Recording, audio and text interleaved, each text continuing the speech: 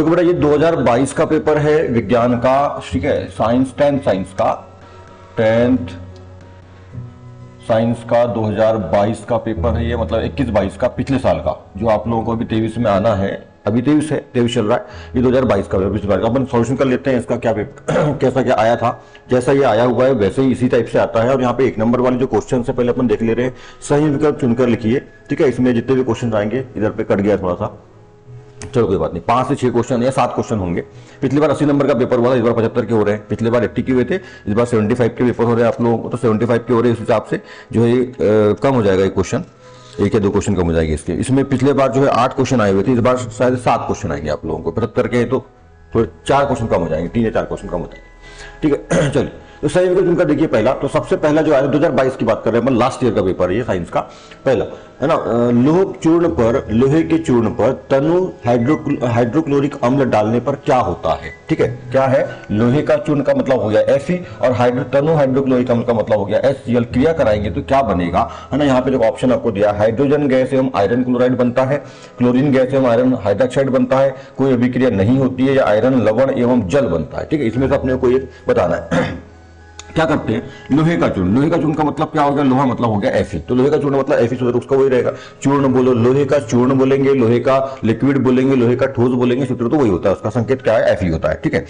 अब ये कितना रहेगा उसको बैलेंस कर लेंगे बाद में। फिर इससे क्या करना, तनो HCl, मतलब हाइड्रोक्लोरिक अम्ल का मतलब HCl, तो HCl से क्या करा दोगे, ठीक है। तो क्या बनता है, देखो क्या बनेगा यहाँ पर, इसमें देखो ये Fe जो है Cl से, ये Fe जो है Cl से क्या कर लेगा, तो यहाँ पे बन जाएगा FeCl, ठीक है, FeCl, और प्लस क्या निकल जाएगा H। तो H है मतलब देखो हाइड्रोजन गैस निकलती है, तो पहला वाला सही हो जाएगा, ठीक है। हाइड्रोजन गैस और आयरन क्लोराइड निकलेगा। हाइड्रोजन गैस निकलेगा मतलब क्या लिखना पड़ेगा अपने को, H2 लिखना पड़ेगा, ठीक है। हाइड्रोजन गैस निकल रहा मतलब क्या लिखेंगे, H2, ठीक है। जो जब कोई गैस निकलती है तो वहां पे रिएक्शन में तीर का चिन्ह ऊपर की ओर दिखाते हैं अपन, ये आप लोगों को मैंने अध्याय 1 में पढ़े हैं, अपन अध्याय 1 का ये सवाल है, 1 नंबर वाला, ठीक है। तो तीर के चिन्ह ऊपर लगा देंगे अपन, और उसके बाद यहाँ पे H2 है। अब बैलेंस करना पड़ेगा क्योंकि हाइड्रोजन 2 आ रहा है, तो यहाँ पर क्या करना पड़ेगा, सामने 2। और जब भी बैलेंस अपन करते हैं, मैंने बताया आप लोगों को, बैलेंस करने के लिए जब अपन 1 तो लगाते नहीं, सॉरी, क्योंकि 1 तो ऑटोमेटिक रहता है उसमें। 2, 3, 4 जब भी बैलेंस करने के लिए लगाते कोई भी हम, तो सामने लिखा जाता है, ना कि नीचे। ऐसा नीचे नहीं लिखते ना, सामने लिखा जाता है, तो सामने लिखेंगे। इसका मतलब ये हो गया कि हाइड्रोजन 2 है तो ये 2 तो निकल गए, पर यहाँ Cl भी 2 हो गया, तो Cl को भी अपने क्या करना पड़ेगा,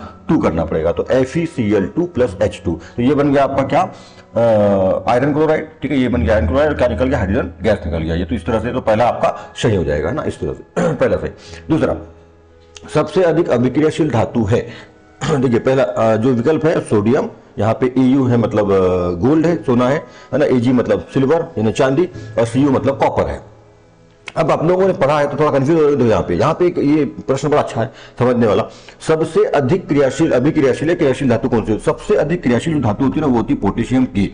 सबसे अधिक क्रियाशील धातु मतलब पूरे 118 जो तत्व है, मतलब उसमें जो 92-91 धातुएं हैं, ठीक है, उसमें सबसे क्रियाशील धातु जो होती है वो कौन होती है? पोटेशियम होती है। पर यहाँ पोटेशियम का ऑप्शन है ही नहीं, विकल्प ही नहीं है पोटेशियम का, ठीक है। सोडियम है ना, सोडियम है, सोना है, चांदी है, तांबा है यानी कॉपर है, ठीक है। तो यहाँ पे ऑप्शन ही नहीं है पोटेशियम। आप कैसे करें? तो आप लोग यहाँ पे क्या करते हो, कई बार गलत समझते हो कि सर यहाँ पे तो ऑप्शन ही सही नहीं दिया था, जबकि पोटेशियम होता है सबसे अधिक। तो यहाँ पे ऐसा नहीं होगा। क्या बोल रहा है? सही विकल्प चुनकर लिखना, दिए गए विकल्पों में से, मतलब यहाँ लिखा नहीं है, तो इसका मतलब होता है कि जो दिए गए हैं आपको 4 विकल्प दिए गए हैं, ये 4 विकल्प में से सबसे क्रियाशील कौन है, सबसे अधिक अभिक्रियाशील धातु कौन सी? माना कि सबसे अधिक अभिक्रियाशील धातु कौन होती है? पोटेशियम होती है, पर विकल्प में नहीं है। तो विकल्प में जो दिए 4, उसमें से सबसे अधिक कौन है? तो सेकंड नंबर पे कौन आती है? सोडियम आती है। सबसे अधिक क्रियाशील धातु कौन होती है? पोटेशियम की, ठीक है। सेकंड क्रियाशील धातु कौन होती है? सोडियम होती है। अब पोटेशियम नहीं है तो सेकंड वाला, 4 में सेकंड वाला तो सोडियम आ जाएगा इसके अंदर, ठीक है, सोडियम।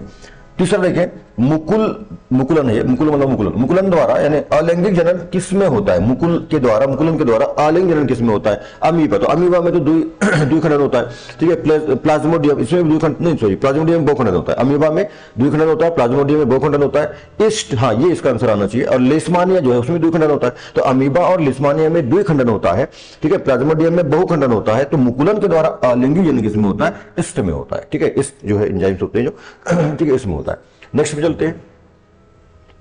चौथा क्वेश्चन ये देखिए, निम्नलिखित में से कौन मानव के मादा जनन तंत्र का भाग नहीं है। देखो हाँ, यहाँ पे भी एक बड़ा अच्छा क्वेश्चन है जी।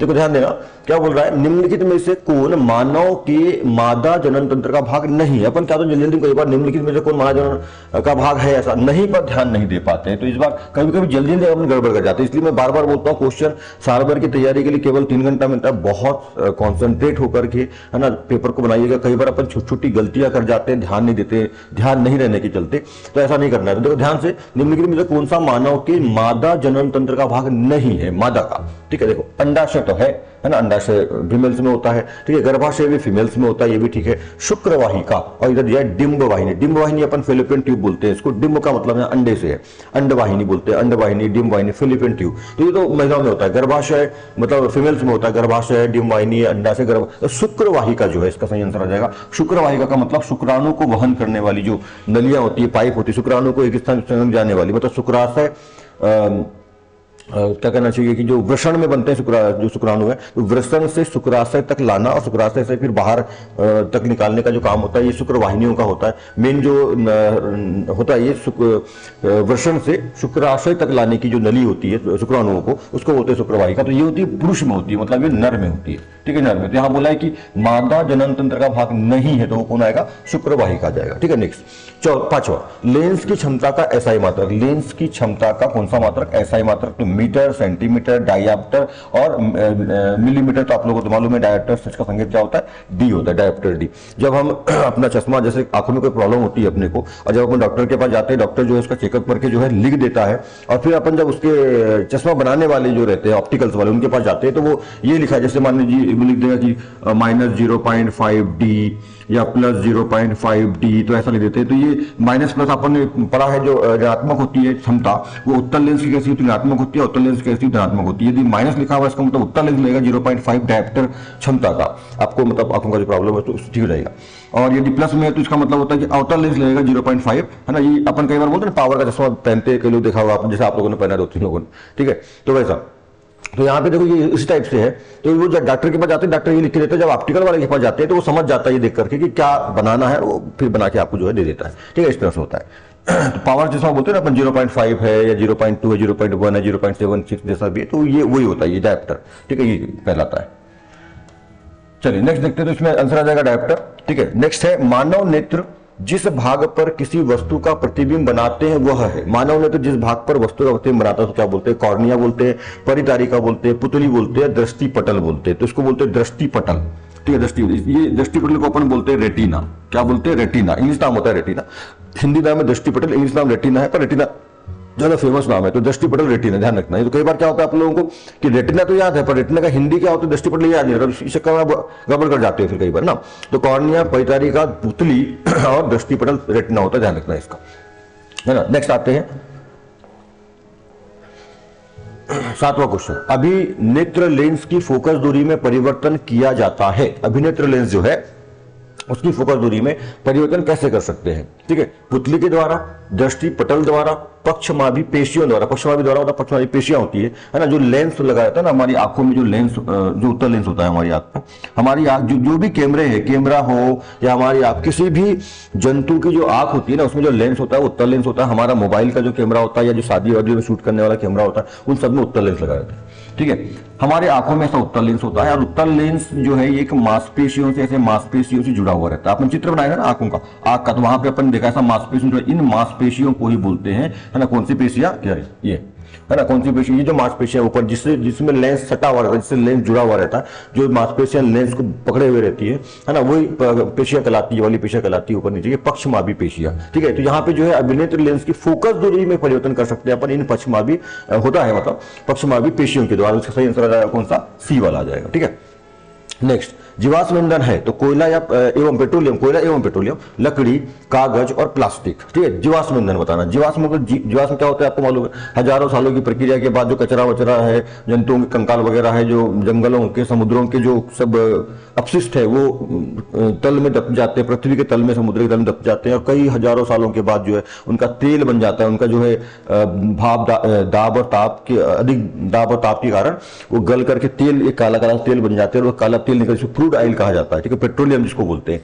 और फिर उससे उसको निकालकर प्रवाह जासन से अपन कई प्रकार की गैसें, फिर कई प्रकार के द्रव्य जैसे पेट्रोल, डीजल, तेल और कई प्रकार के ठोस, अर्ध ठोस, ये सब प्राप्त होता है, पैराफिन, मोम, वैक्स वगैरह, है ना, लास्ट में डामर प्राप्त होता है, ठीक है। बहुत सारी गैस है, शुरू में जो प्राकृतिक गैस है, एलपीजी सब पढ़ा है अपन ने पूरा, अपने को मैंने समझाया आप लोगों को ना।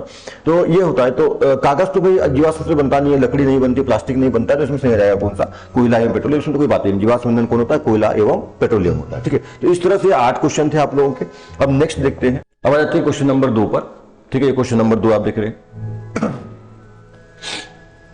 क्वेश्चन नंबर 2, रिक्त स्थान भरिए, ठीक है, रिक्त स्थान भरना है इसमें। पहला न्यूलैंड ने न्यूलैंड ने खालिस्तान का सिद्धांत दिया। न्यूलैंड नाम के वैज्ञानिक थे, ये अपने अध्याय 5 में जो है आवर्त सारणी में पढ़े, आवर्त सारणी वाला जो है ना, आधुनिक आवर्त सारणी, उसमें पढ़े अपन ने इसको। पर ये हाँ, पर एक बात ध्यान रखिए, ये पिछले बार का पेपर है 22 का, तो ये पिछले बार था, पर इस बार अध्याय 5 जो है वो हटा दिया अपने सिलेबस से। तो शायद अपन ने उसकी बेसिक को पढ़े हैं, बस पूरा पढ़ा नहीं था मैंने, क्योंकि बेसिक जो है उसमें पढ़ाया हूं मैंने आप लोगों को। तो बेसिक में अब पढ़े हैं अपन ने कि न्यूलैंड ने खालिस्तान का सिद्धांत, न्यूलैंड ने तत्वों के अष्टक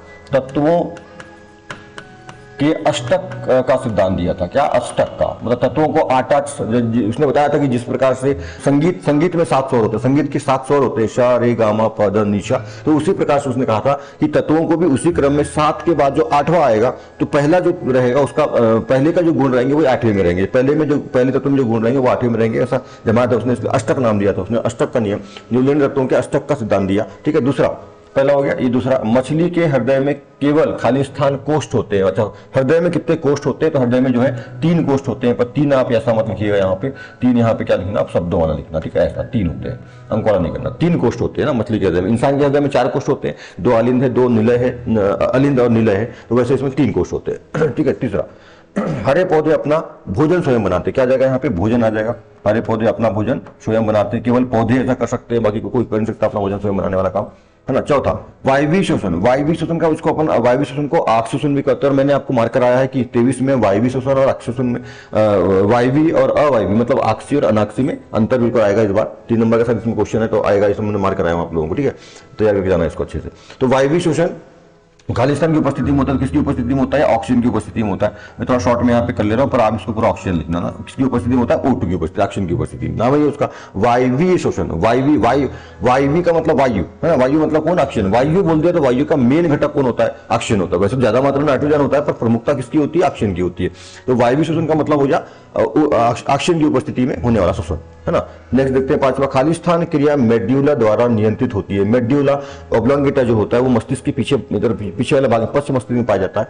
और ये पूछ रहा है कि किस क्रियाओं को नियंत्रित करता है, तो मेड्यूला जो है अनैच्छिक क्रियाओं को, हाँ, अनैच्छिक क्रियाओं को क्या है, ये करता है, नियंत्रित करता है अनैच्छिक क्रियाओं को, ठीक है, ध्यान रखना, अनैच्छिक, ऐच्छिक क्रियाओं को नहीं करता है, अनैच्छिक। आप बोल रहे कोई बोल रहा था ना ऐच्छिक नहीं, ऐच्छिक नहीं, अनैच्छिक क्रियाओं को मेड्यूला ऑब्लोंगेटा पूरा नाम होता है इसका, ये क्या करता है, नियंत्रित करता है, ठीक है। नेक्स्ट 6वां, नर युग्मक एवं मादा युग्मक के संलयन को खालिस्तान करते हैं। नर युग्मक और मादा युग्मक, नर युग्मक कौन होता है भाई, शुक्राणु, मादा युग्मक कौन होता है, अंडाणु। शुक्राणु और अंडाणु की मिलने की वजह, संलयन का मतलब मिलना, मिलने की वजह से क्या बोलते हैं, इसको बोलते हैं क्या, निषेचन को, क्या बोलते हैं, निषेचन, फर्टिलाइजेशन, ठीक है, फर्टिलाइजेशन कहा जाता है इसको। नेक्स्ट 7वां, विद्युत धारा का एसआई मात्रक क्या होता है, विद्युत धारा का एसआई मात्रक क्या होता है, एम्पियर होता है, एम्पियर, ठीक है। संकेत क्या होता है एम्पियर का, कैपिटल ए होता है, ठीक है, एम्पियर। विद्युत धारा का एसआई मात्रक क्या होता है, एम्पियर होता है। और विद्युत आवेश का कुलाम, गुड, क्या होता है, कुलाम, कुलाम का संकेत क्या होता है, सी, कैपिटल, है ना। नेक्स्ट 8वां क्वेश्चन, देखो 8 सब में दिए, ये 80 नंबर का पेपर था पिछले बार का, 2075 का होगा, तो शायद आपको 7-7 क्वेश्चन आएंगे, 6-7 क्वेश्चन रहेगा, हाँ बिल्कुल 7-7 क्वेश्चन आएंगे।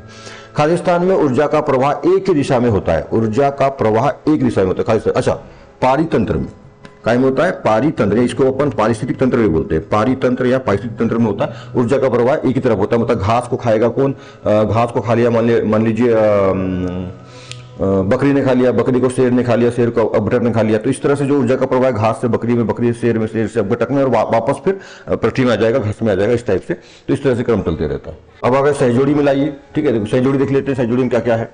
तो जोड़ी मिलाना यहाँ पे तीसरा क्वेश्चन है, अ और ब 2 कॉलम दिया हुआ है आपको। मैंने आपको बताया है कि जब भी आप सही जोड़ी बनाती हो, है ना, तो अ कॉलम ब कॉलम दिया, जब कॉपी में मतलब आंसर करते हो यानी एग्जाम में, तो एक कॉलम यहाँ पे उत्तर कॉलम जो है अब शो कर सकती है, उत्तर कॉलम और उत्तर कॉलम, इसको पूरा उतारिए जैसा है वैसा दोनों कॉलम को, उत्तर कॉलम यहाँ पे करके यहाँ पे नीचे बताओ, पहले ही मैंने आपको बताया हुआ, बस ऐसे ही काम करना है, पर अपन सिंपल को समझ लेते हैं। अभी पहला देखो क्या है, साधारण नमक का सूत्र बताना है। तो साधारण नमक का सूत्र क्या होता है, NaCl होता है, तो इसका देखो ये आ जाएगा B, तो पहले का हो जाएगा B।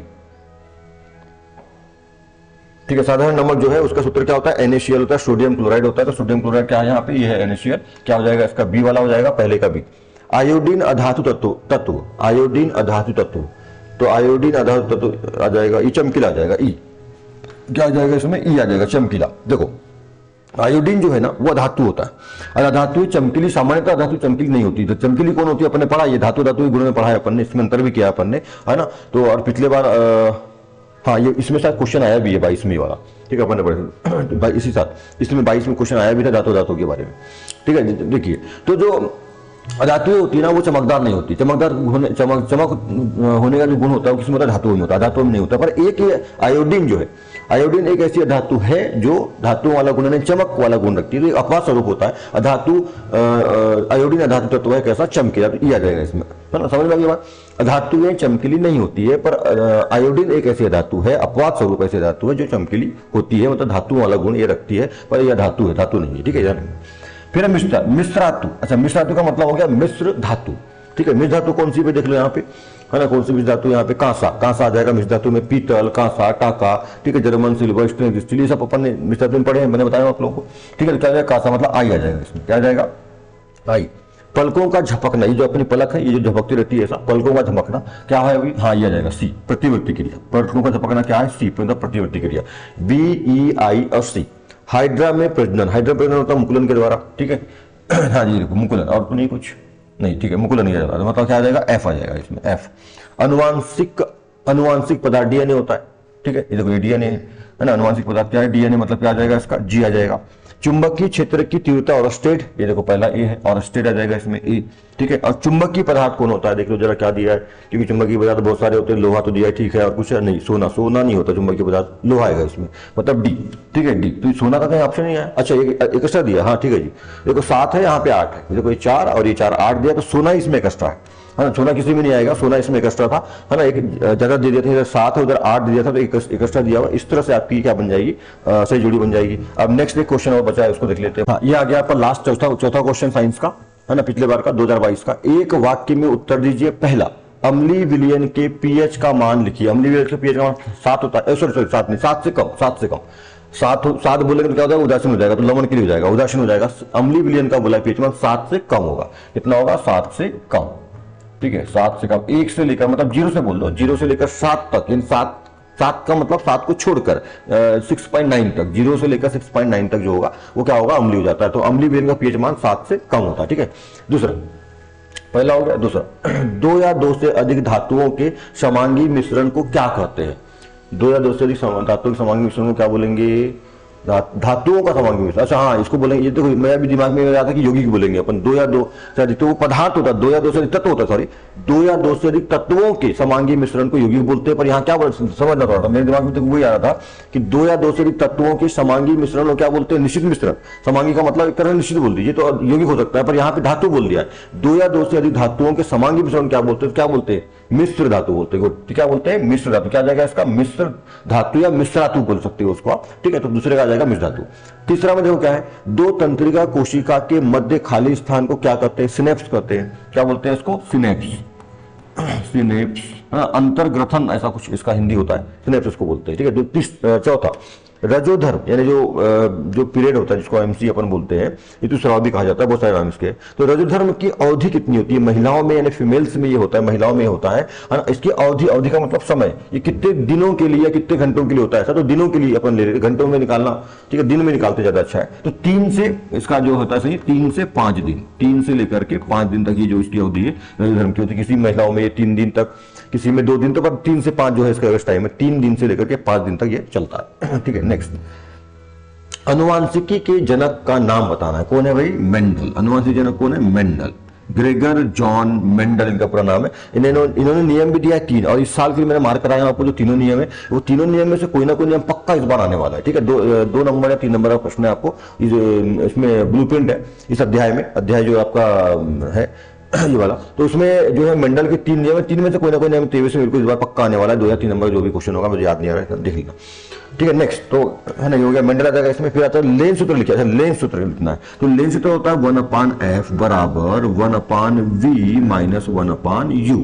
ठीक है, ये फोकस दूरी है, तो 1/, फोकस दूरी बराबर 1/, प्रतिबिंब की दूरी माइनस 1/, वस्तु की दूरी। तो माइनस रखना, देखो ये जो लेंस सूत्र है वो और जो दर्पण सूत्र है, लेंस सूत्र दर्पण दोनों सेम होते हैं। अंतर इस बात का होता है लेंस सूत्र में यहाँ पे माइनस रहता है, मतलब प्रतिबिंब में से, मतलब 1/, प्रतिबिंब 1/v, प्रतिबिंब में से, मैं प्रतिबिंब बोल रहा हूँ इसको, ये प्रतिबिंब में से वस्तु की दूरी घटाने पर जो प्राप्त होता है फोकस दूरी, उसको बोलते हैं अपन, इसका वो होता है लेंस सूत्र। पर इसी में जब प्लस कर दिया जाए, यहाँ पे क्या हो जाएगा, प्लस हो जाएगा, तो ये बन जाता है दर्पण सूत्र। ठीक है, यही बन जाता है दर्पण सूत्र। दर्पण में ये दोनों जुड़ते हैं, है ना, और लेंस सूत्र में ये दोनों घटते हैं। ठीक है, इसके लिए और ऐसा क्यों होता है ये सब अपन मैंने जब पढ़ाया हूँ आप लोगों का अध्याय में, तो बताया हूँ उसके बारे में। अब यहाँ पे डिटेल अपन बात नहीं कर सकते, है ना। ठीक है, नेक्स्ट देखते हैं 7वां, विद्युत परिपथ का क्या अर्थ होता है। अच्छा एक वाक्य में ना, हाँ एक वाक्य में उत्तर है। तो विद्युत परिपथ क्या होता है ये बताना है। तो अपन विद्युत परिपथ की परिभाषा की है। ठीक है, किसी विद्युत जब विद्युत धारा किसी बंद पथ पर, बंद रास्ते पर, जब विद्युत धारा किसी बंद पथ पर क्या करे, ट्रैवल करे, मतलब प्रवाहित हो, और जिसमें एक शेल, एक स्विच मतलब कुंजी जिसको अपन बोलते हैं, इसमें एक प्रतिरोध भी हो सकता है, और एक बल्ब, है ना, ये 4-5 चीजें जो है उसमें रहती है, उसको बोलते हैं विद्युत परिपथ। देखो यहाँ पे मैं बनाता हूँ, यहाँ पे एक बल्ब लगा दिया अपन ने, ये बल्ब है। ठीक है, और यहाँ पे ऐसा, और यहाँ पे एक सेल या बैटरी जो है लगा दो, सेल या बैटरी, यहाँ पे आपने की लगा दिया। ठीक है, चाहे तो प्रतिरोध भी इसमें लगा सकते हैं यदि आवश्यकता हो तो। ठीक है, तो कम से कम 3 चीजों का होना तो बहुत जरूरी है। यहाँ पे एक सेल रहेगा, ठीक है, एक स्विच रहेगा, और एक क्या रहेगा, बल्ब रहेगा। 3 चीजें हो, और एक बंद एक विद्युत धारा जो है एक बंद पथ पर क्या हो रही है, प्रवाहित हो रही हो, तो ऐसे परिपथ को विद्युत परिपथ कहते हैं। तो परिभाषा में आप क्या लिखोगे, मतलब एक वाक्य में उत्तर क्या लिखोगे, विद्युत धारा का ऐसा बंद पथ, है ना, बंद पथ जिसमें एक सेल, एक स्विच और एक बल्ब हो, यानी एक लैंप यानी बल्ब हो, ठीक है, उसे बोलते हैं विद्युत परिपथ। ठीक है, क्या बोलोगे, विद्युत धारा का एक ऐसा बंद पथ जिसमें एक सेल, है ना, इसको विद्युत धारा बल्ब बोलते हैं, सेल या बैटरी बोल सकते हो, जिसमें एक सेल, एक स्विच और एक बल्ब हो, उसे विद्युत परिपथ कहते हैं। ठीक है, ऐसे आप एक नंबर में कर लेंगे इसको। नेक्स्ट 8वां क्वेश्चन देखिए, चुंबक के कितने ध्रुव होते हैं। चुंबक के 2 ध्रुव होते हैं। कितने ध्रुव होते हैं, 2 ध्रुव। और कौन कौन से होते हैं, एन और एस। एन और एस मतलब एन बोले तो नॉर्थ पोल मतलब उत्तरी ध्रुव, और एस बोले तो साउथ पोल यानी दक्षिणी ध्रुव। तो 2 ध्रुव होते हैं इसके, है ना। जैसे चुंबक अपन बनाते हैं, जैसे चुंबक में यहाँ दंड चुंबक ले लेता हूँ, चुंबक कई प्रकार के होते हैं। तो दंड चुंबक में एक होता है एन, एक होता है एस। ये जो ध्रुव मतलब जो इसके जो किनारे होते हैं ना, किनारे, देखो यहाँ पे चुंबक अपने पास रखा हुआ, देखो ये, ठीक है, ये चुंबक है। तो इसमें देखो यहाँ लिखा भी है, ये एन लिखा है, एस लिखा है। तो ये अपन ने सब जब पढ़े तब समझे थे अपन, ये चुंबक है, इसी को बोलते हैं अपन दंड चुंबक। ठीक है, दंड चुंबक है ये। तो इसमें ये वाला एक सिरा जो है, ये जो कोना इधर का, मतलब कोना नहीं सॉरी, सिरा जो है, इधर का सिरा एक है ना, इधर का सिरा एक। तो जब इसको स्वतंत्र आप लटकाते हैं तो ये ऐसे लटकता है। ठीक है, साउथ नॉर्थ में, इधर ये अपना नॉर्थ है, इधर पे साउथ है। देखो ये नॉर्थ साउथ, ऐसे जब धागे से अपन लटकाने स्वतंत्र पड़ता है, ऐसा लटकेगा ये हमेशा उत्तर और दक्षिण ध्रुव में लटकता है। तो इसके 2 ध्रुव होते हैं। ये पेन के भी देखो 2 ध्रुव है, एक ध्रुव वाला, एक ध्रुव वाला। इंसान के भी 2 ध्रुव है, एक ऊपर सर वाला, मुंडी वाला, और नीचे एक पैर वाला जो तलवे वाला, 2 ध्रुव, है ना। जनरली 2 ध्रुव होते हैं। तो चुंबक में 2 ध्रुव होते हैं, 2 ध्रुव है एन और एस। तो इस तरह से इसका आंसर हो जाए। इस तरह से जो है आपके क्वेश्चन आए 2022 में। ठीक है, 2023 में भी ऐसे ही आएंगे। और मैंने आपको बताया हुआ है पहले भी कि 1 नंबर के लिए जो ऑब्जेक्टिव में खासतौर पर जो भी बाकी क्वेश्चन है, तो जो अध्याय के पीछे जो अपने को विकल्प वाले प्रश्न दिए रहते हैं ना, 3-4 प्रश्न, 5-6 प्रश्न दिए रहते हैं, उनमें से ही जनरली आप लोग 1 नंबर के आते हैं। जो अंदर का है वो अंदर से भी आते हैं। जैसे कि यहाँ सिनेप्स वगैरह के बारे में पीएच मान वाला आपको 1 नंबर में मिल जाएगा, सिनेप्स वाला 1 नंबर में पीछे दिया है। ठीक है, ऐसा बहुत सारा कुछ यहाँ पे मिल जाता है, पीछे दिया होगा। ठीक है, तो इस तरह से आप इसकी तैयारी अच्छे से करेंगे।